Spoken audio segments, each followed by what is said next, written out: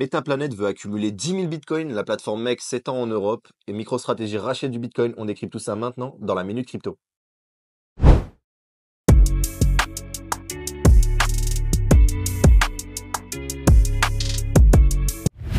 Bienvenue dans ce nouvel épisode de la Minute Crypto, votre rendez-vous journalier pour tout comprendre sur l'univers des cryptos en moins de 15 minutes. Aujourd'hui, on a du très lourd, alors installez-vous bien, c'est parti.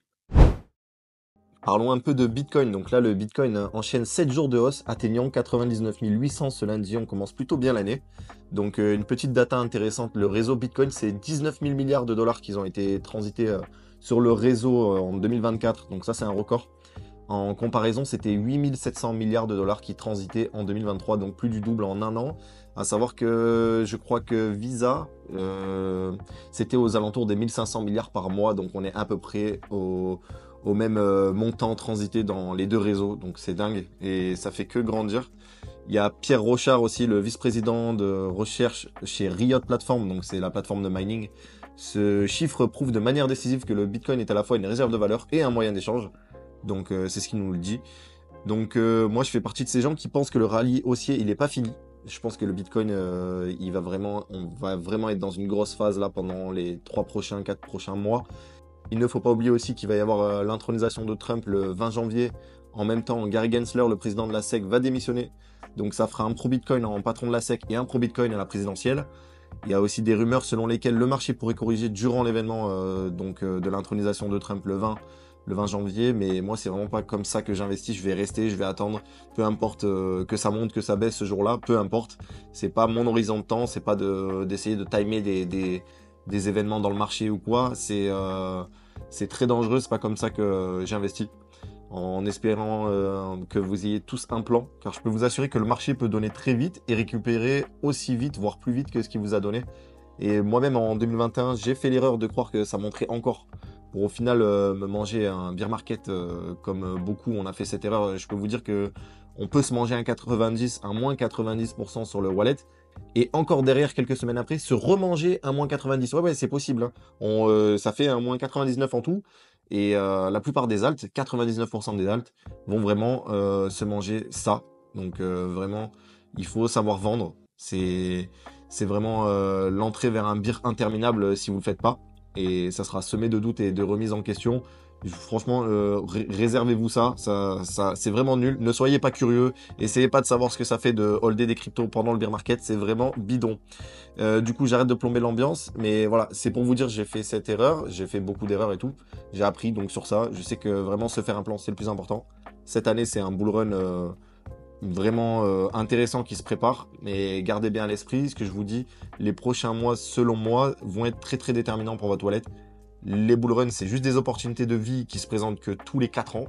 Et un jour, certainement qu'on n'aura plus cette chance-là de pouvoir les timer tous les 4 ans. Alors profitez-en pour apprendre un peu plus sur le domaine, regarder des vidéos, vous abonner à ma chaîne. Sans déconner, vraiment sérieux, il est possible de se créer une richesse générationnelle. Mais pour ça, il faut savoir appuyer sur vendre. Voilà. Donc c'était hier pour la 9e semaine consécutive, Michael Saylor qui nous a publié le tracker Saylor Bitcoin. Donc à chaque fois qu'il le publie, MicroStrategy achète toujours plus de Bitcoin le lendemain. Donc ça n'a pas loupé. Une fois de plus, MicroStrategy a racheté 1070 Bitcoins supplémentaires pour 100 millions de dollars. Ils en détiennent désormais 447 470 Bitcoins, donc presque 450 000 Bitcoins. Maintenant, on va parler de ZachXBT, c'est un enquêteur anonyme qui se spécialise dans l'analyse des blockchains. En gros, lui, il traque tout ce qui est escroquerie, piratage dans le monde des cryptos depuis 2021. Il a réussi à suivre des milliards de dollars volés, et il a même aidé à en récupérer une partie de cet argent, tout en contribuant en fait à l'arrestation de certains fraudeurs. Donc vraiment, il travaille un petit peu avec la justice, mais il le fait lui-même en fait de son côté. Et il nous montre tout sur Twitter, sur ses chaînes YouTube et tout ça. Il est très suivi, il est très influent. Et parmi ses plus gros coups, il a découvert une énorme fraude où c'était le groupe nord-coréen Lazarus qui a blanchi 200 millions de dollars. Il a aussi dévoilé des manipulations de marché faites par des influenceurs qui abusaient de leur pouvoir pour tromper les gens, tout ça. Donc en fait, voilà, c'est un genre de détective de l'ombre, mais dans les crypto-monnaies en fait. Donc selon lui, selon ZachXBT, 99% des tokens associés à des agents IA sont des scams, profitant du battage médiatique autour de l'IA. il ajoute même qu'ils sont pires que les meme coins parce que les meme coins, en fait, ils sont honnêtes. Ils disent à tout le monde, on est des meme coins, on s'assume, on est des blagues sur Internet. Et alors que eux, en fait, ceux qui utilisent juste ces mots-clés IA, agent IA, tout ça, ils offrent rien d'autre qu'un pari spéculatif, en fait. Ils essaient de surfer la hype. Donc voilà, totalement d'accord. On a plein de tokens qui vont surfer la vague en rajoutant les mots-clés, comme je disais, ça peut être métaverse. En 2021, c'était ça, hein, métaverse, DeFi. Ils mettaient tout et n'importe quoi, NFT, tout ça. Et bah là, cette année, ça va être beaucoup sur l'IA, agent IA. Là, ça y est, ça commence à en parler depuis quelques semaines. Il y a des cryptos qui vont quand même performer, hein, c'est sûr, mais il faudra savoir prendre ses profits, comme je le disais précédemment, et pas rester accroché jusqu'au bout en se disant que c'est la nouvelle révolution qui va changer le monde ou quoi. Oubliez ça, hein, vraiment, il y aura un bear market quoi qu'il arrive. Ceux qui vous disent le contraire, c'est que c'est leur premier cycle, tout simplement. Donc voilà, vous verrez de toute façon d'ici un an, je pense qu'on pourra en reparler et on verra où on sera dans le cycle. À mon avis, on sera en début de bear market, à mon avis, c'est mon avis personnellement.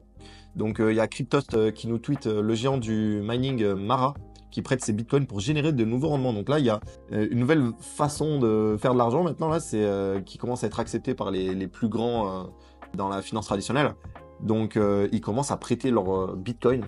Donc ça devient incroyable. Donc dans son rapport, il est possible de voir que la société a prêté une partie de ses bitcoins à des tiers dans le but de générer un rendement modeste sur le court terme pour les actionnaires, mais c'est quand même un rendement qui leur a rapporté un bon petit paquet de bitcoin, je sais plus exactement.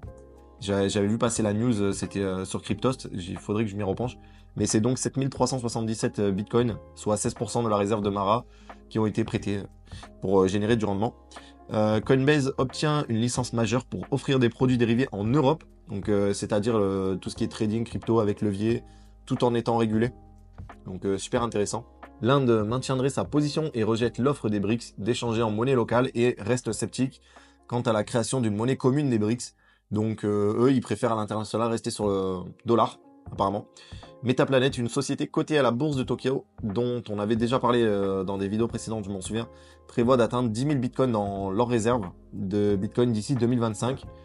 Nous tirerons parti de nos partenariats pour promouvoir la propagation du bitcoin au Japon et dans le monde. C'est ce qu'a déclaré Simon Dirovic, c'est le CEO de Metaplanet.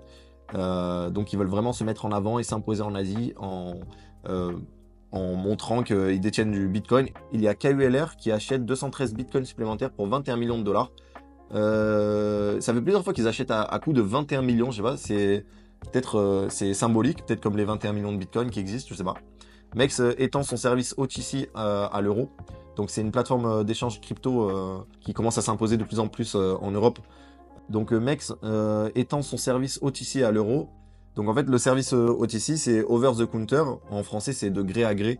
C'est une manière en fait de vendre ou d'acheter des actifs comme des cryptos ou autres directement entre deux parties sans passer par une plateforme d'échange classique comme Binance ou Coinbase. Et ça fonctionne un peu comme une transaction privée.